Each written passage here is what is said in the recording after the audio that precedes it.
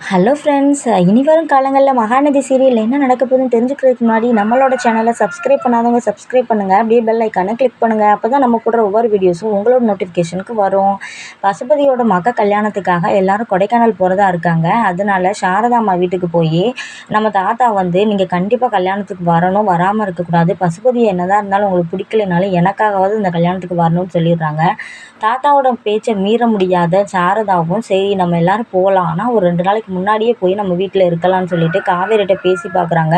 நீ உன்னோட புருஷனை கூட்டிகிட்டு 2 நாளைக்கு முன்னாடியே கொடைக்கானல் வர முடியுமாடின்னு கேட்கும்போது காவேரியும் விஜய்கிட்ட பேசி பார்க்குறாங்க. விஜயும் ஓகே சொல்லிடுறாங்க. சரி நம்மளுக்கும் ஒரு வேறு ஃபீலிங்காக இருக்கும், சரி போயிட்டு வரலாம் அப்படின்னு சொல்லிடுறாங்க. அதுக்கப்புறம் காவேரியோட குடும்பத்தோடு சேர்ந்து 2 நாளைக்கு முன்னாடியே கிளம்புறாங்க. ஆனால் தாத்தாவும் பாட்டி எல்லாரும் மட்டும் ஒரு நாளைக்கு அப்புறம் வர்றோம் அப்படின்னு சொல்லிடுறாங்க. ரொம்ப ஜாலியாகவே கொடைக்கானலுக்கு காரில் போகிறாங்க. அப்போ பார்த்தீங்கன்னா செம்ம பாட்டும் கூத்துமாக நடக்குது காருக்குள்ளே. விஜய்க்கு பார்த்துட்டு ரொம்ப புது ஃபீலிங்காகவே இருக்குது. விஜய் வந்து ரொம்ப புதுசாகவே பார்க்குறாரு காவேரியை. காவேரி போடுற ஆட்டத்தில் குடும்பமே வந்து கிடந்து துள்ளி குதிக்குது.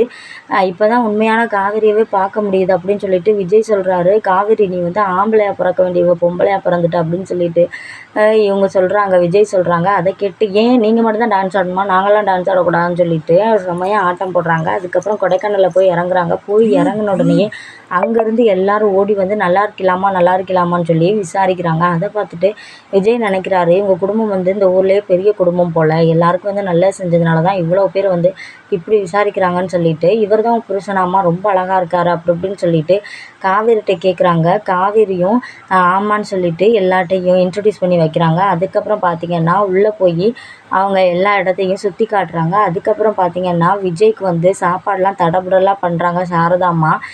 காவேரியை விட்டு விஜய் தம்பியை கூட்டிகிட்டு வர சொல்கிறாங்க. பார்த்திங்கன்னா வகை வகையான சாப்பாடு செஞ்சு போட்டிருக்காங்க. காவேரி ஓடியாந்து உட்கார போகும்போது என்ன நீ உட்காந்துட்ருக்க, தம்பிக்கு ஃபஸ்ட்டு பரிமாறு அப்படின்னு சொல்கிறாங்க. அம்மா என்னம்மா இப்படிலாம் சொல்கிற, நீ ஓவராக அதம்மா பண்ணுற, ஓவராக அவரை கவனிக்கிறம்மா அப்படின்னு சொல்லிட்டு சொல்கிறாங்க.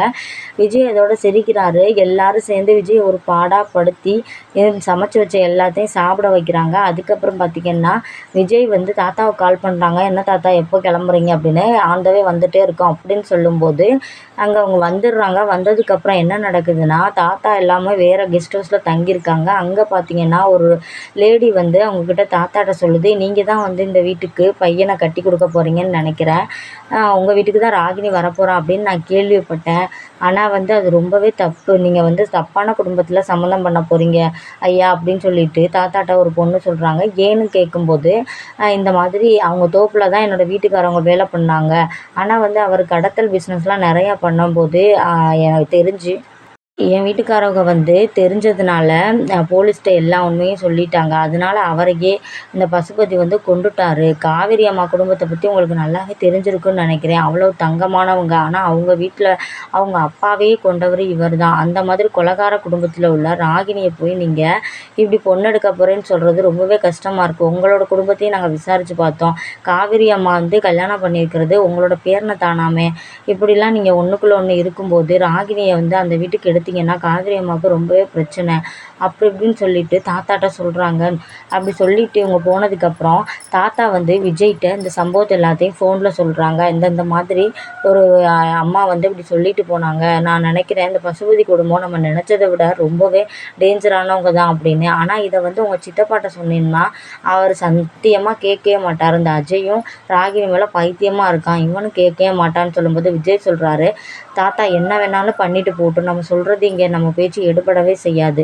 அஜய் வந்து ராகினியவே கல்யாணம் பண்ணிவிட்டு எப்படியோ போகட்டும், நம்ம வந்து காவேரியை நம்ம பத்திரமா பார்த்துக்கலாம் அப்படின்னு சொல்லிட்டு இருக்கும்போது காவேரி வந்துடுறாங்க. நீங்கள் என்னையை பத்திரமா பார்த்துக்க போகிறீங்களான்னு கேட்கும்போது தாத்தா நான் அப்புறமாட்டிக்கு பேசுகிறேன் அப்படின்னு சொல்லிட்டு வச்சிடுறாங்க. காவேரிட்ட சொல்கிறாங்க, ஆமாம் உடனே நான் தானே பத்திரமா பார்த்துக்கணும், நீ தானே என் பொண்டாட்டி அப்படின்னு சொல்லும்போது, ஹலோ பாஸ் உங்களோட தொல்லை தாங்க முடியலை, நிமிஷத்துக்கு நிமிஷம் முன்னாடிலாம் 8 மாதம் தானே இருக்க போகிறேன், 8 மாதம் தானே இருக்க போகிறேன்னு சொல்லுவீங்க, இப்போ ஒரு வார்த்தை எக்ஸ்ட்ரா போட்டு 8 மாதம் பொண்டாட்டி 8 மாதம் பொண்டாட்டின்னு சொல்லிட்டு இருக்கீங்கன்னு சொல்லும்போது விஜய் சிரிக்கிறாரு. ஆமாம் சொல்லலைனால நீ வந்து 8 மாதம் தான் எனக்கு பொண்டாட்டி அப்படின்னு சொல்லும்போது ஆனால் காவேரி உன் குடும்பம் வந்து ரொம்ப சூப்பர் தெரியுமா, நான் இப்படிலாம் ஃபீல் பண்ணதே இல்லை, இவ்வளோ பேரோட நான் இருந்ததே இல்லை, ஆனால் என்னை ரொம்ப நல்லா பார்த்துக்கிட்டாங்க, எனக்கே ரொம்ப பிடிச்சிருக்கு, உங்களோடய இருக்கலாம் போல கூட இருக்குது அப்படின்னு சொல்லும்போது என்ன சொல்கிறீங்க அப்படின்னு கேட்கும்போது அப்படி தான் இருக்குது, ஆனால் இருந்தாலும் இருக்க இருக்க முடியாது அப்படின்னு சொல்கிறாங்க. வேணும்னா நீங்கள் எங்களோடயே இருக்கலாம் அதுக்கப்புறம் கூட அப்படின்னு சொல்லும்போது, ஏன் அந்த லிவிங் டுகெதர் மாதிரியா 2 பேருமே சேர்ந்தே ஆனால் புருஷன் பொண்டாட்டியா இல்லாமல் வாழ்கிற மாதிரி சொல்கிறியா அப்படின்னு கேட்கும்போது, உங்களுக்கு உங்களுக்கு முடிஞ்சால் நீங்கள் அப்படி கூட இருக்கலாம் அப்படின்னு சொல்லிட்டு காவேரி ஒரு இலைமறைக்காயாக சொல்லிட்டு போயிடுறாங்க. விஜய் வந்து அதையே நினச்சி சிரிச்சிட்டு இருக்காங்க. விஜய்க்கு வந்து கொஞ்சம் கொஞ்சமாக காவேரி மேலே வந்து லவ் வந்துருச்சு. அதே மாதிரி அவர் குடும்பத்து மேலேயும் ரொம்பவே அட்டாச்டு ஆகிட்டாருன்னு தெரியுது இதுலேருந்தே. இன்றைக்கி எபிசோடு இப்படி தாங்க போகுது. யாருக்கெல்லாம் இந்த எபிசோட் ரொம்பவே பிடிச்சிருக்கோ அவங்கெல்லாம் கமெண்ட் பாக்ஸில் கமெண்ட் பண்ணுங்கள். அப்படியே பெல் ஐக்கானை கிளிக் பண்ணுங்கள். நம்மளோட சேனலை சப்ஸ்கிரைப் பண்ணாதவங்க சப்ஸ்கிரைப் பண்ணுங்கள். அப்படியே நம்மளோட வீடியோவுக்கு ஒரு லைக்கை போட்டு விடுங்க ஃப்ரெண்ட்ஸ்.